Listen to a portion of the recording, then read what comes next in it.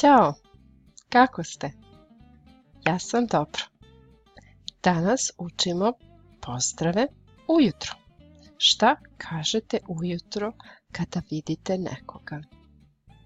Hajde da pokušamo da pogodimo. Bla bla jutro, divan dan. Dobro, divan dan. Sigurna sam da ste pogodili i da vidite da ovdje nedostaje reč dobro jutro. Dobro jutro, divan dan. A ovdje dobro jutro, divan dan. Isto. Ok, znači za jutro uvek kažemo dobro jutro. U Srbiji kažemo dobro jutro do 9 ili najkasnije 10 sati.